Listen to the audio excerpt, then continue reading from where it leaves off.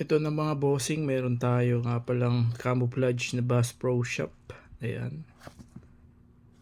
Napakasulit nito. 100% original, made in Bangladesh. Ayan naman mga bossing. Yan yung mga bagong release ng mga Bass Pro Shop. Kung bibili kayo nito sa US, may mga napabibilhan naman nito, pero yun nga lang, medyo mahal. Pero since iba-iba tayo ng diskarte sa buhay, ito nga pala, Bass Pro Shop na ito, binibenta ko lang ito ng 450 pesos each. Ayan, around $5 lang naman talaga ito mga bossing sa market, sa mismong Bass Pro Shop. Ayan, $15 to $5 mga bossing.